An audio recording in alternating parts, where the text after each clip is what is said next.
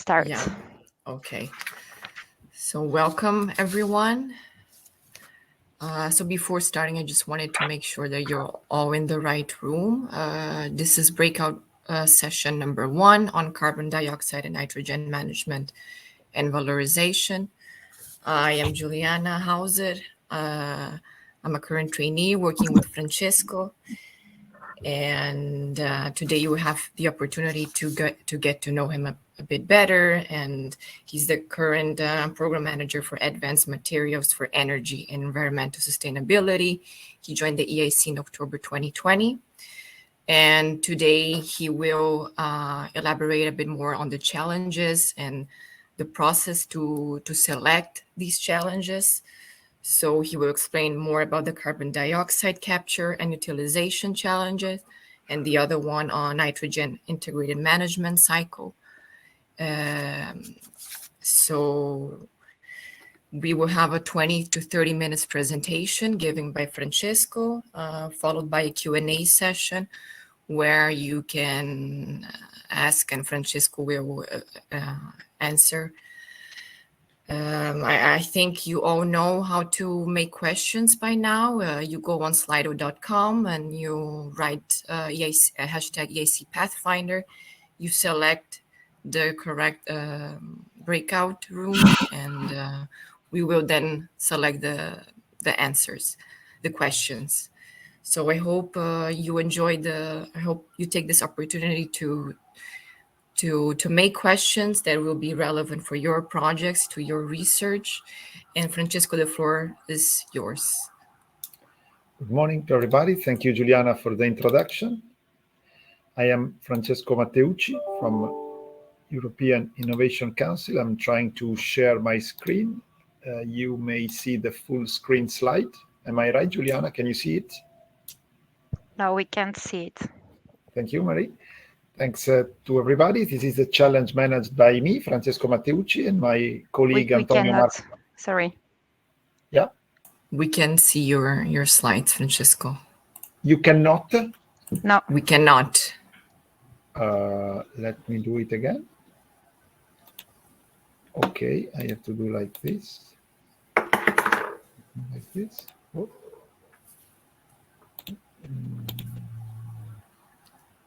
Yes, now we can. Now you see. Okay. If you can just put on full mode. Okay. Yeah. And so here I will go just, this is the outline of the presentation. I will just try with a small background to the challenge, how we selected it. Then I will go inside the details of the challenge, and then I will try to explain and be open to discussion about, Q&A on the portfolio building, on the categories, and on its considerations. Just going a little bit to the background, when identifying with the colleagues, the other program managers, we put this, this relevance to the topic, to the selection of the challenges. So each challenge has to have a high innovation potential and also to have industrial interest, market needs, and policy needs. The other side, it has to have a relevance for the EU technology autonomy, and obviously it has to have synergies with other Horizon Europe programs, not overlapping. And always consider that the peculiarity of the Pathfinder is that we are speaking at breakthrough innovation ideas. So ideas that has in a certain ways to be exploited, as to have an innovation journey, as to has the dream to be able to overcome all the barriers along the innovation journey, start from very early stage researchers, that is when you are applying for a Pathfinder, being ready to conclude the Pathfinder funding, reaching at the end, we will see a proof of principle. And that's the peculiarity of the Pathfinder challenge. And here it is the idea to make synergies with the other programs. And obviously we are speaking about non-incremental research opportunities, so what we call breakthrough innovation. And obviously the final idea is to position in the global innovation. And how we selected the challenges each year, it's based on our competencies as program manager. We look at foresight reports, we study papers, we discuss with the relevant actors that can be scientists, can be entrepreneurs, and obviously We give an overview, a continuous overview, not only to the reports and papers, but also to the projects that are funded inside regional, national, European calls. And obviously, once we identify, and this you can see here a slot of the time. So, for example, this year between January and May, we made informal meetings with experts, and we are always open. If someone wants to have this kind of discussion, our email is always prone to answer, and we are happy to discuss this one. And the idea just is to have this year, as last year, we had internal discussion. And then once we go after the initiation phase, we go inside the guidance. So we do our internal brainstorming for preliminary definition of the challenges. We go on in the second step with structured interviews with selected scientists and key experts that we know are relevant inside this field. And then obviously we look within the other, what is called inter-service. So we speak with the other DGs to see if there is a possibility of synergies with other Horizon Europe, and we avoid overlapping. And then the challenge come out. And so here we can see what has happened, in 2021 and what has happened in 2022. Now the process, as you all know, EIC, this kind of process was started in April 2021, the day of the official departure of the EISMEA agency. And so this year we were, our aim was achieved, and we published the challenge guide a few days ago, and here we are to describe it. And what is the background of this CO2 and nitrogen management and valorization challenge?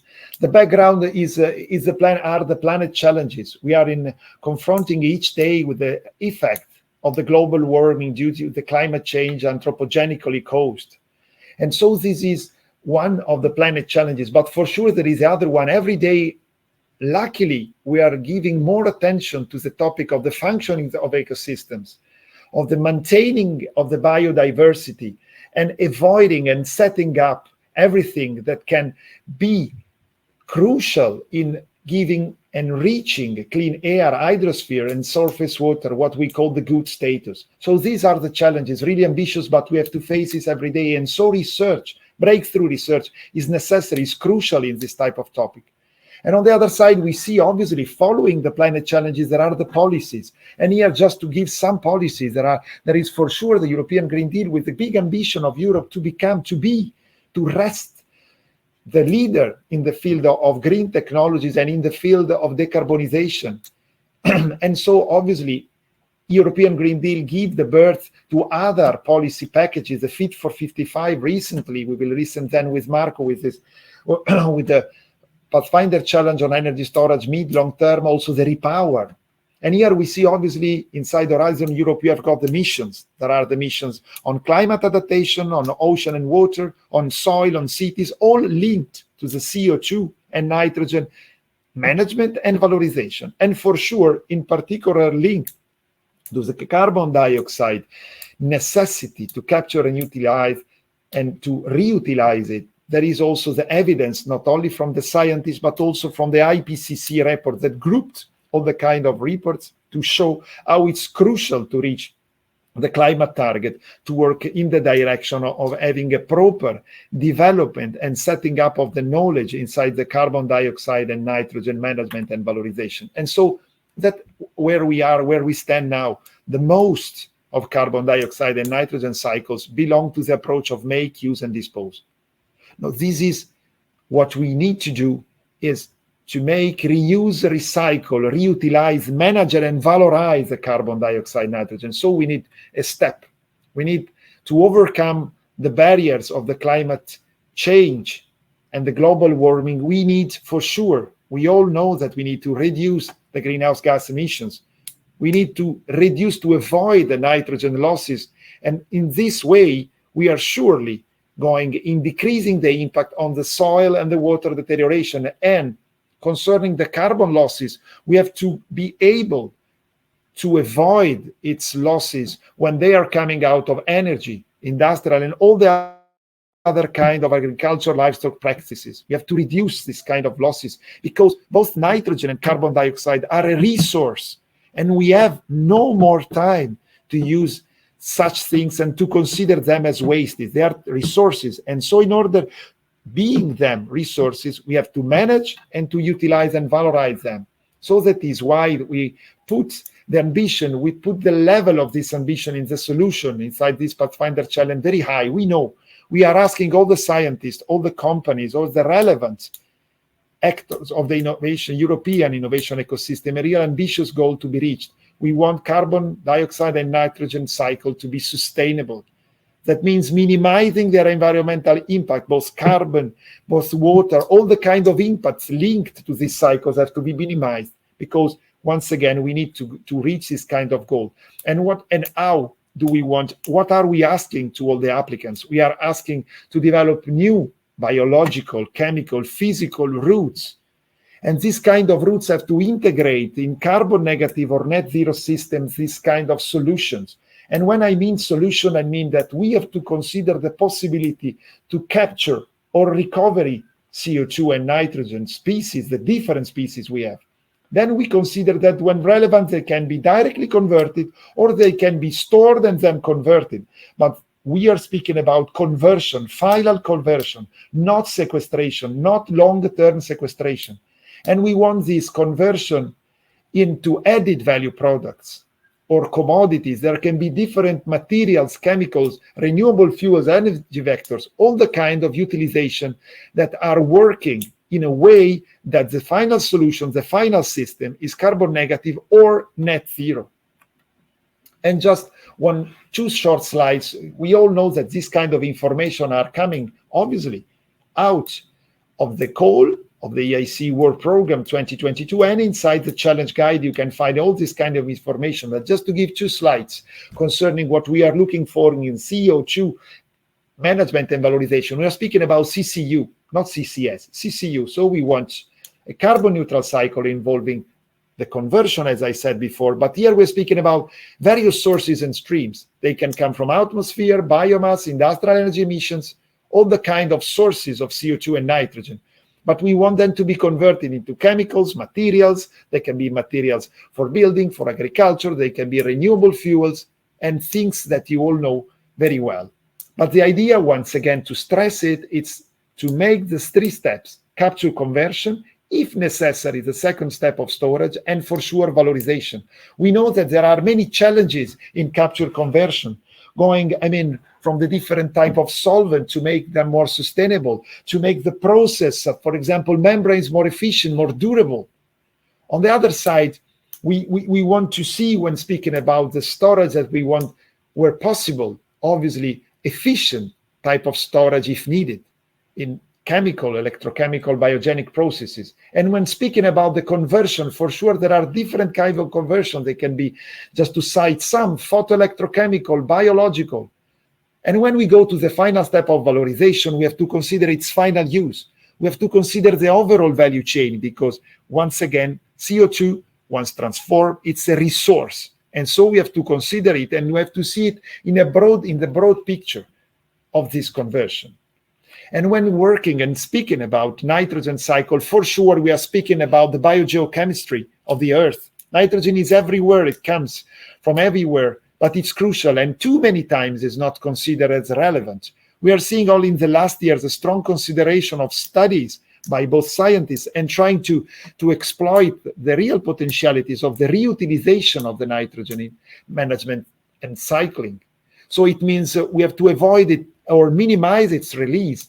So we have to consider capture ways of nitrogen reactive, just to convert it in the other forms of the different nitrogen. So we want to consider its capture and its conversion to inert nitrogen or to the nitrogen compounds recovery. And obviously, we want to consider the recycle on the use in different ways into agriculture as an energy vector. We all know that nowadays we need different processes, and this will be a long-term journey to bring alternatives to the Haber-Bosch process or Ostwald process. We need new kind of processes, and then we need to scale it up. So in the Pathfinder Challenges, what we ask are doable, ambitious projects and processes that can overcome the barriers of the CCU as well as the nitrogen cycle.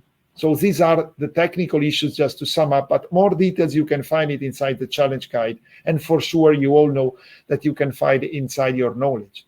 And let me go for a second inside some specific condition. I will not quote all the specific conditions that are listed in the challenge guide, but just to give some. We are asking to all the applicants, to be really ambitious, and so to avoid or recycle, reuse the critical raw materials. We want to use non-critical raw materials. We want to look at the full life cycle, at the risk analysis. And obviously there is a possibility to work on the CCU or on the nitrogen, separating or coupling them together. So the final idea is to work with the proof of concept. So the final idea is to work in the direction of getting, at the end of the Pathfinder process, a proof of concept or lab scale validated innovative technology. This is the first specific condition. Then there are others. As I said before, we want the focus to be on capture and use, only if the use is within the renewable, let me call it renewable economy. We see the last part, we don't want the CO2 use in the fossil fuel-based economy. And the other side is that we want, if needed, to consider, if needed the storage, we want to consider also the transport issues. And once again, we want the projects to show, to demonstrate that they can minimize the whole process impact. And so these are relevant, conditions that we want you to apply and to write and to think when designing your partnership, when designing your proposal. We want all these conditions to be considered. And just to see other ones, and when I said the value chains, we want you to consider the relevant key stakeholder. In fact, in this kind of call, you all know better than me the administrative requirements and the eligibility criteria of Pathfinder. We are giving you, the most freedom to set up the partnership. But we want you to show us that you know who are the relevant stakeholders and you want to collaborate with all of them. And we want to consider that we are speaking about ambitious, so we know that some of the results at a certain point might not come. Something may change because the research is done of failures. But we don't want the trial and error Edison approach. No, we want not to lose time in making trials and error. No, you can use computational modeling, for example, in the design of new materials. And what we like to call, we call it the DBTL approach. We want you to design your experiments, to build your facilities, to test your technologies. But then we want you to learn by your results, wherever they are good or they are bad. But what is important is the learning process at the end of the overall, because we are speaking about, once again, of an ambitious but very difficult innovation journeys for this kind of technologies. But what is important, we're speaking about public money inside Pathfinder, 100% fully funded. We want the people to learn and to give the open access to, when relevant, to the knowledge, also to the knowledge of their failures. Obviously, we are asking about the innovation journey. So we want you to consider the exploitation of your research result. We all know that there are different kinds of exploitation. There can be the setting up of a small, medium enterprise. There can be the licensing of your know-how. There can be, wherever relevant, selling your know-how. Wherever relevant, you can make your IP, the IP of your results, the intellectual properties. You can make different kinds of exploitation, but we want to see which is your exploitation pathways to understand if you are in the right way. And these are all things that has to be included inside your proposal. And now let me go to the concept of portfolio. What do we mean inside EIC, inside Marco Antonio and me, when we speak about portfolio? We mean a group of projects that we already are working with thematic and challenge-based portfolios previously coming from other FET and Pathfinder projects. What do we want when we speak about portfolio approach inside CO2 and nitrogen management and valorization? We consider portfolio, as written here, it's a group of projects that can interact, reinforce or compete each other. But the final goal is to increase the overall impact, to accelerate, to facilitate the innovation journey. So when looking at the second step of the evaluation, we want to see inside the excellence, inside the impact and the implementation of the project. We are here, and this is our responsibility with the jury members, to understand the overall strategy of this portfolio. Where is the coherence? The coherence that can be cooperative approach or competitive approach. So this is based on our experience to see which kind of projects can better collaborate or can better compete. And so the idea is just to, as is written here, to encourage synergies inside the portfolios with other funded projects, if they come from this Pathfinder Challenge, or also if they come during the development of the projects. Once from proposals we will fund and they will become projects, we will help them in collaborating with all the other relevant scientists and actors of the ecosystem of innovation inside Europe and outside Europe. So when looking at the portfolio building categories, to explain, to give some examples on how we will try to consider the potentialities of collaboration, of a shared component, but also of a competitive component, I will show you some categories of this kind of portfolio.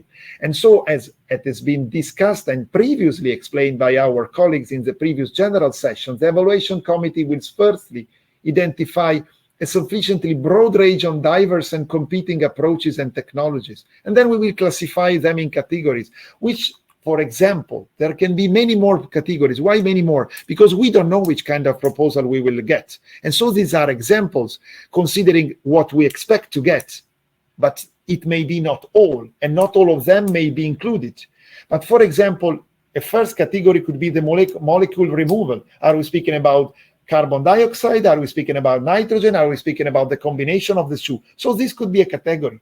The second one is, which is the type of stream from which carbon dioxide and nitrogen are recovered? Are we speaking about from the atmosphere, for example, in the CO2? Are we speaking about direct air capture or not? Are we speaking about industrial emission, high emitting industries emissions of CO2 or not? And when speaking about nitrogen, are we speaking the recovery from the soil? Are we speaking from the air? Once again, from the high abating industry emissions or not? And so this could be the type of stream, could be another category. And then obviously the scale level of the application. Are we speaking about huge application? We can call it something like centralized applications, or are we speaking about small applications?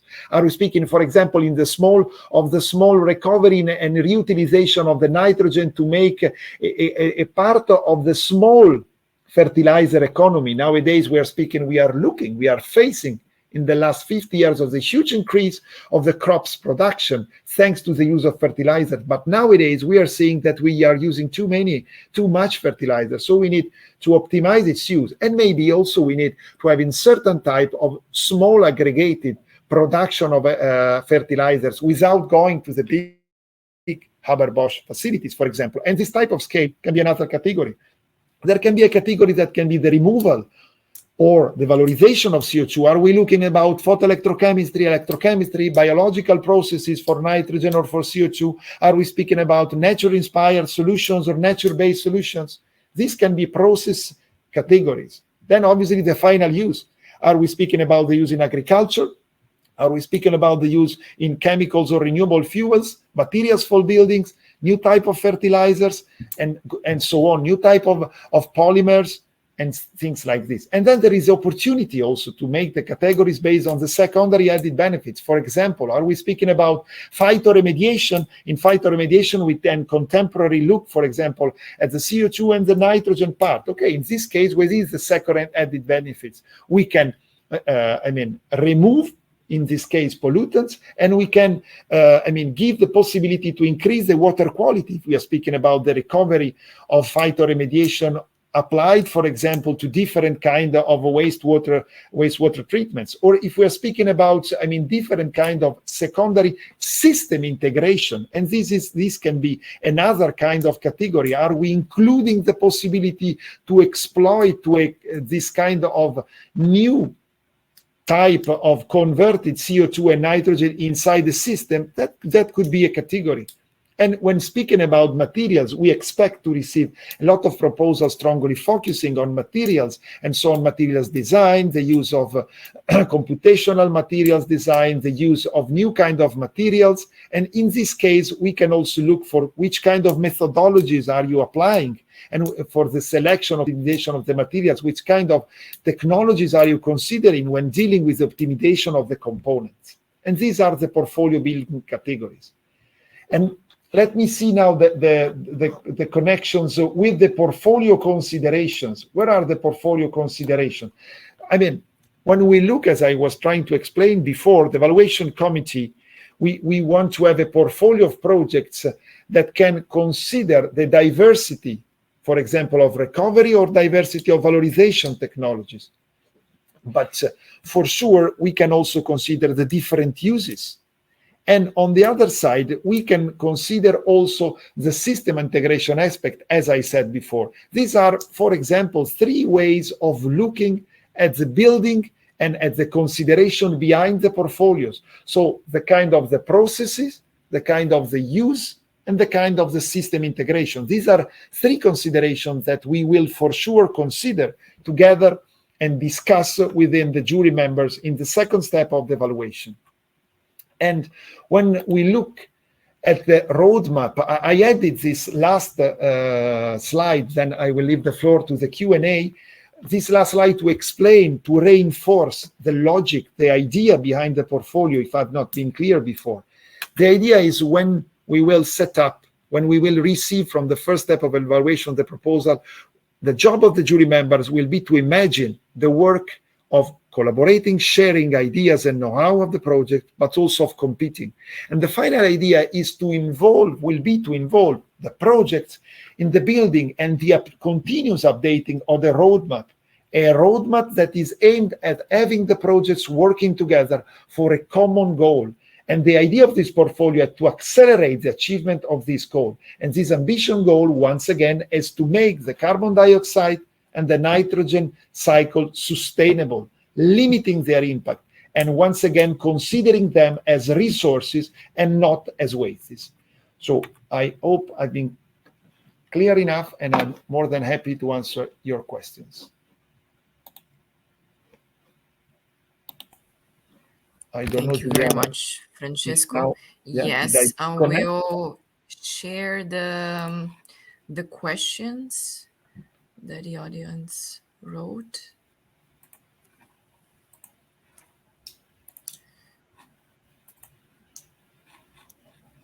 One moment.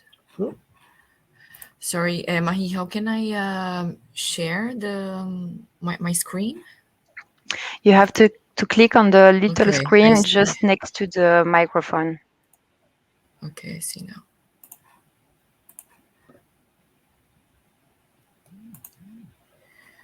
Okay, so the first question that we have here is, what is the expected average size of a consortium in terms of number of participants?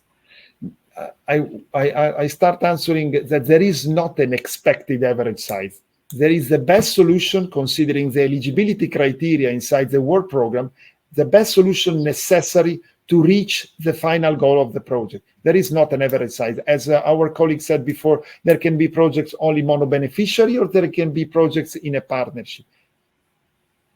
Okay. The next one, is a proposal addressing only CO2 valorization out of the scope of the call? Do we have to address all steps from capture to valorization in a single proposal? Yeah, the idea is to consider all the kind of the process. So the capture, if necessary, the storage, and the valorizations. Yes, all the steps. Okay. The next one, it's a more specific question. So the process they're suggesting is CO2 to biomass and waste, natural gas to solid carbon, carbon cement. The first step, CO2, biomass is performed by nature. Are we in scope? I don't know if you can see my slides, Francesco. Yeah, I see, Juliana. Yeah, I see. Okay. I see them. Thank you. Yeah, I have to say, if I read like this, the answer is yes. But you know, it's quite difficult. That is why we ask 17 pages to describe the concept.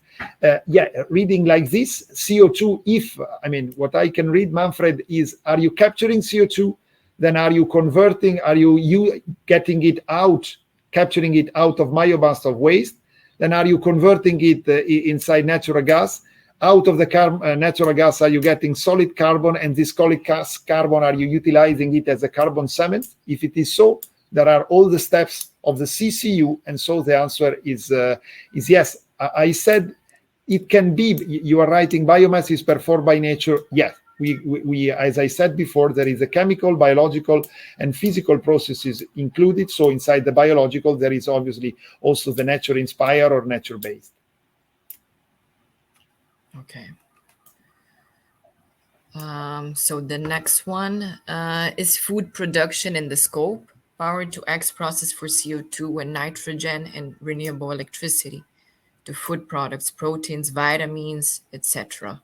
Yeah, the answer is yes. Food production is in scope as a final utilization. From what I can read here, it looks like it's being in scope. But once again, Ludovic, with 2 lines, it's quite difficult to understand. But if the answer is yes, food production is in the scope.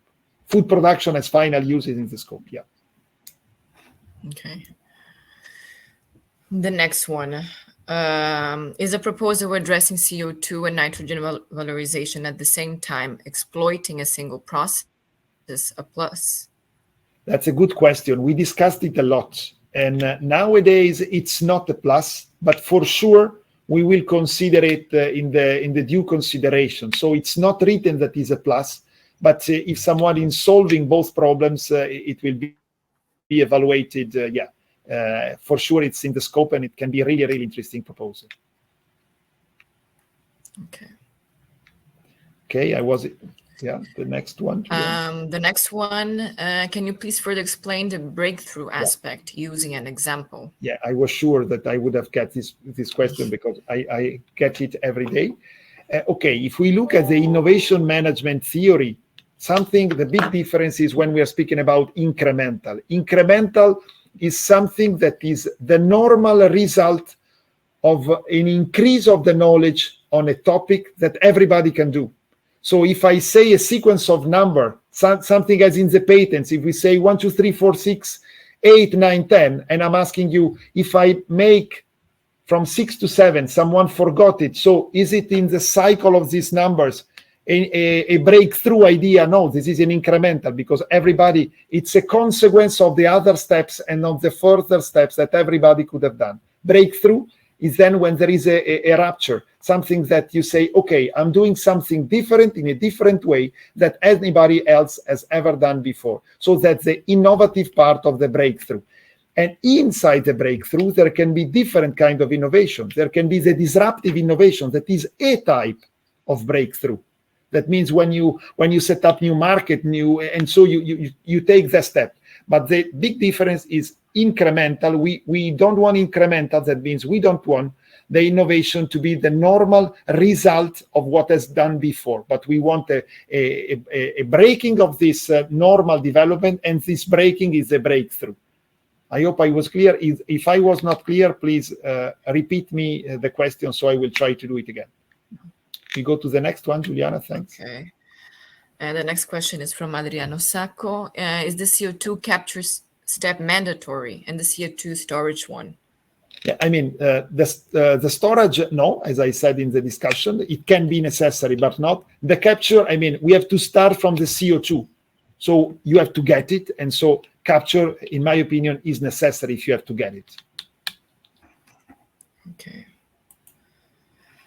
The next question, we are planning the production of mushroom leather. We are in doubt if we are eligible under the carbon dioxide and nitrogen management topic.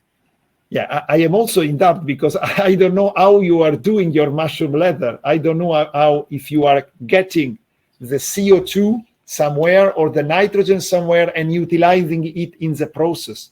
If you are doing this, if one of the feedstock for your mushroom leather is the process of CO2 or nitrogen capture, potential storage and conversion, and the final user is the production of mushroom leather. So if the steps are the ones and the final outcome is the final product is the mushroom leather, yes, you are eligible. But obviously, if you are doing mushroom leather without using CO2, without capturing CO2 or nitrogen, recycling or using, converting, and you are doing mushroom leather as it is, no, you are not eligible. So to be eligible, mushroom leather, in my opinion, I mean, reading these few letters, is the normal utilization of something that if you want to be in scope, it has to have all the other steps of CO2 and nitrogen capture, and if needed, storage.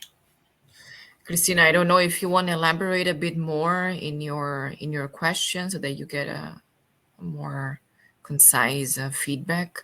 Feel free to do so. So let's go to the next one. Can some of the steps be considered only conceptually, not experimentally? That's once again a good question. I mean, we want breakthrough innovation in one of the steps. So if you mean I am starting using some other technologies for the CO2 or for the capture or for the nitrogen capture or nitrogen reuse, and then I am putting my breakthrough in another step, yeah, you are eligible. But obviously, in terms of excellence, the evaluators will give more relevance to all the innovation experimentally tested. So the answer is yes, but you have to explain it and you have to consider that the breakthrough, the more breakthrough will be inside the project and the more excellence you will have. So that the compromise is in your hands. Okay. The next one is biopolymer production from CO2 and renewable electricity in the scope. Is sustainable aviation fuel in the scope? Yeah, I mean, as I said before, Ludovic, we are speaking about a feedstock for chemicals. So biopolymer are, in my opinion, part of the chemicals. So yes, the first answer is yes. And when speaking about sustainable aviation fuel, we are speaking about if they are SAF, they are part of the renewable fuel big family of the biofuels and RFNBO, so renewable fuels of non-biological origin. So yes, the answer is yes to both your questions. Okay. Oh, sorry, I skipped Antonella's question. It was concerning the solar. Let me see if I can. Yeah, if you can recover it. I remember it was on the solar because I don't see it. Okay. Let me see.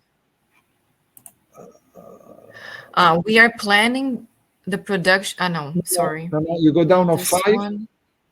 Stop. Up. Up. Wait. You go down of 1. We are planning the production. Can you please break through? You go down, Juliana. You go down. No, you go up a little bit.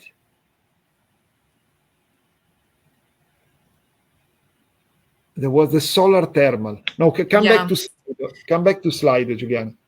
We will get. Yes, I am sorry. If you could maybe write down. No problem. You can write it again, but I can get it. If I'm not mistaken, it was on the. I remember it was written solar. So you were speaking about conversion through solar, so through photoelectrochemical reduction of CO2. The question was this one. Yes, this is included. And the other part of the question, I don't remember. Whatever questions, technical questions you have, you can write to Marco, Antonio, or me by email. You can find our emails simply Googling EIC Program Manager. You go in our page, and there is the link in LinkedIn or to our email address. So we go back to this one, Juliana. Can you read it, please? Okay. I am from a university working with an industrial company for co-research and co-creation. Is it possible to consider company investment in EIC projects? Yeah, company are eligible partner of a project. Obviously, company with the EU headquarters or looking at the eligibility criteria for the associated countries or for the third countries. Yeah. Okay. Is in-cash contribution from industrial partners allowed? If yes, will it be helpful? That's a very good question. I'm not sure of the answer because, as I said, unfortunately, program manager. We are content-wise guys. We are not, entitled to discuss the administrative and financial issues. I think that so. Please, you have to check. This is not the definitive answer.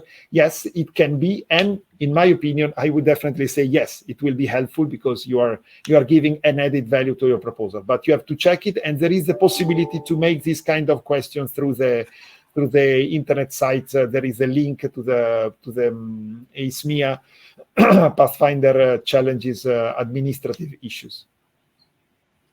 Okay. I think this was the question from Antonella that we accidentally. We think to use solar power for the reduction of CO2 and H2O Water? and with the same system to generate fuel. Is this inside the scope? We think to use solar power for the plus water and nitrogen with the same system. Yeah, the answer is yeah. If I read like this, Antonella, yeah, I would say that you are in scope.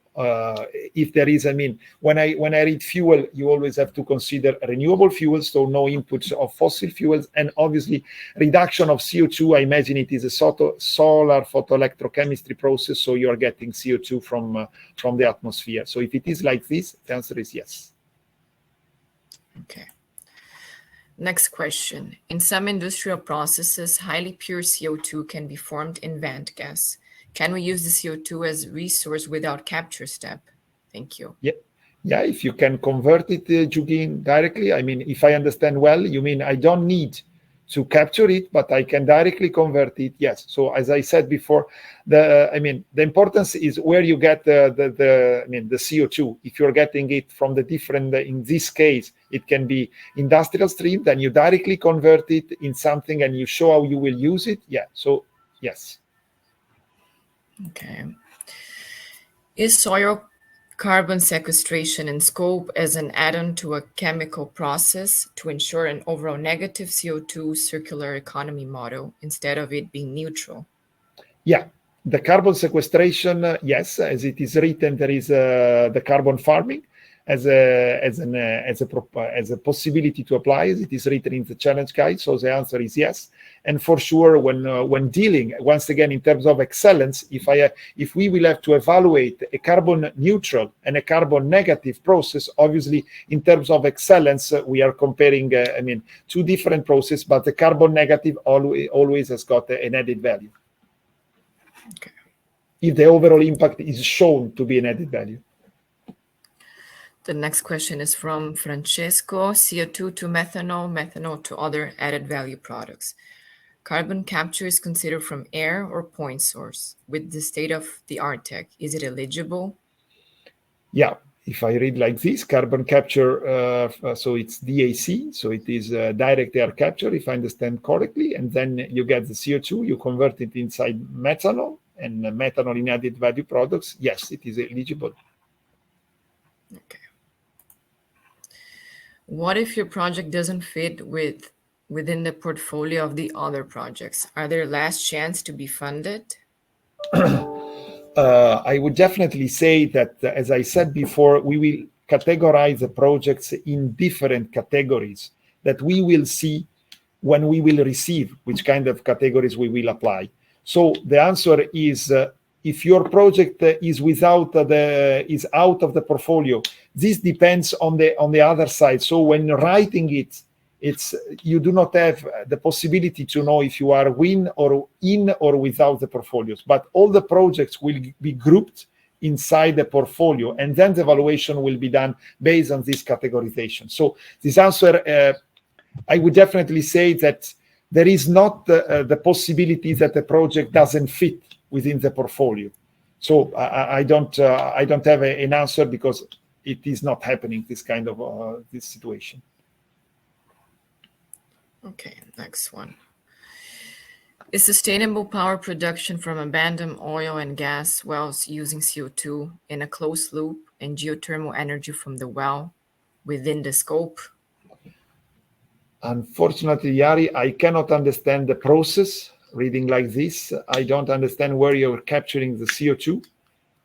And the only thing I see is oil and gas wells. So if you are speaking about enhanced oil recovery and the use of CO2 for enhanced oil recovery, as is written in the portfolio, in the slides and the challenge guide, this is excluded, the EOR, so enhanced oil recovery. If it is not like this, and the final process is out of the fossil fuel economy, if it is out of the fossil fuel economy, it is in scope. If it is within the fossil fuel economy, it is out. From this information, unfortunately, I cannot understand.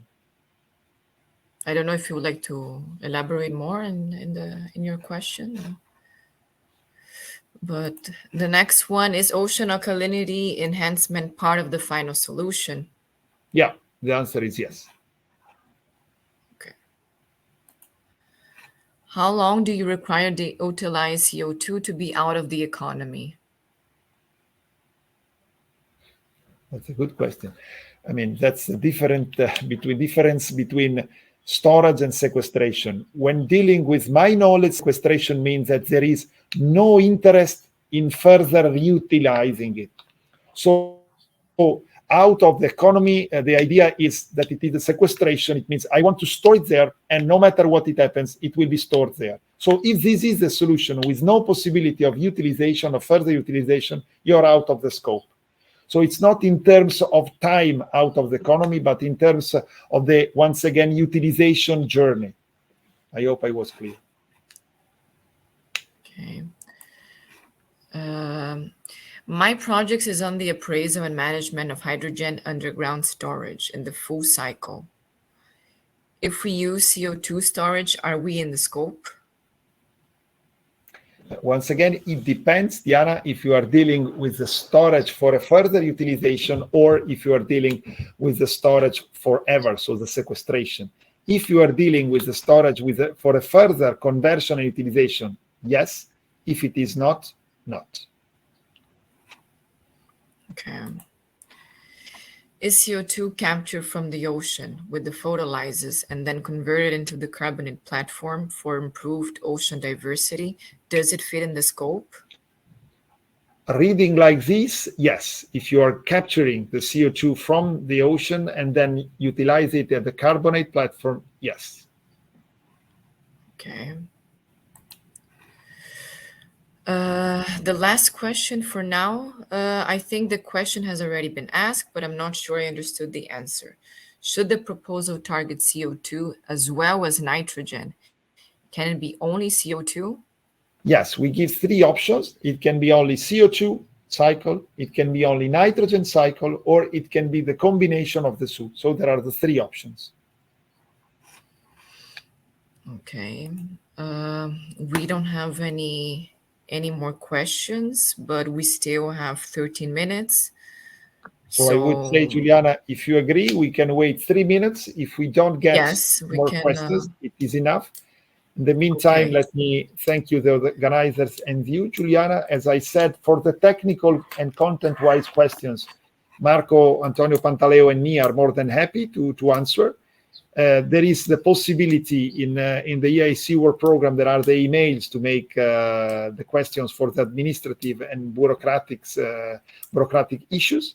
For the content-wise, we try to answer to all the relevant questions. Before making the question, the only favor we ask to the applicants is read the EIC work program, the call, and the challenge guide, so that once you read it, also your question can be more focused, because I would definitely say that a lot of things are written in the call and many more are written in the challenge guide. But if there are doubts after having studied them, we are more than happy to discuss it. And as I said at the beginning, just in the last 60 seconds, let me say, Juliana, that we are more than happy to have the possibility to collaborate with ongoing projects on these topics, as well as with experts that want to discuss with us about the challenges. More than happy to receive invitations for meetings where relevant. Obviously, our time, unfortunately, is limited, so we have to select it, but we are happy. And once again, the opportunity of the program manager is really to work as part of the community and try to help, thanks to our experience that is both on the research side and on the business side, to help for the exploitation of the research result coming out of the project, and in particular to facilitate the innovation journey of our funded projects. And one of the ways in which we want to work is the portfolio approach. That means grouping the projects and making them solve the relevant challenges they have all together. Many of these challenges coming out of this Pathfinder challenge will be common. So we will try to have the shared component of the projects working together, but also the competing, because there can be some kind of technologies that want to be tested in coming out of different technologies, journeys, or pathway, and we want to have them compete. The concept of the combination of the shared component and of the competitive component is the idea of the Pathfinder challenge portfolios. I don't see any more questions, Juliana, so we can say we can close the session. And if I'm not mistaken, in 10 minutes there will be Marco Antonio session on mid-long-term energy storage, right? Sorry, I'm muted. That's right. We just have here another question. Let me share my screen.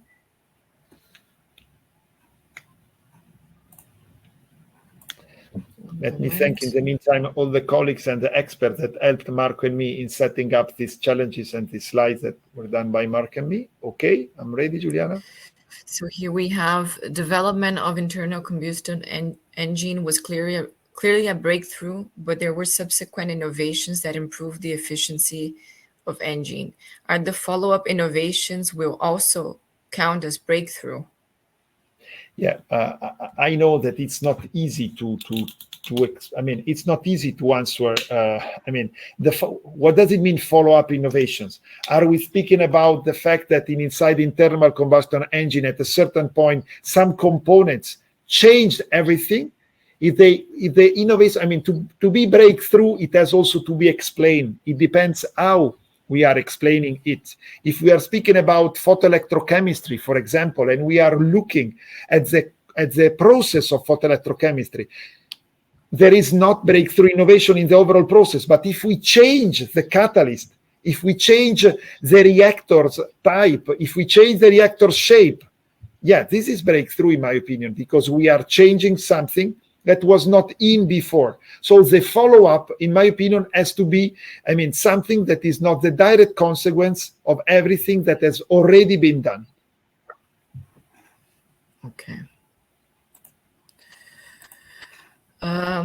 The other question, I have another project on hydrogen, which seems not to be in any of the challenges scopes. Is there any other way to apply for EIC?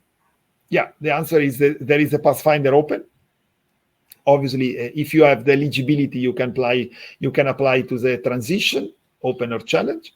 You can apply to the accelerator. I don't know at which stage of development, but based on the stage of development, Diana, you can see the different calls, Pathfinder, transition, accelerator. In all of them, there is a possibility to have an open call, so no topic prescription or a challenge.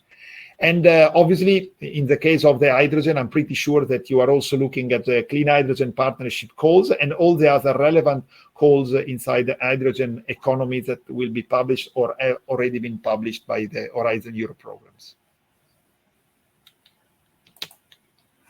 Okay, so no more questions. Okay.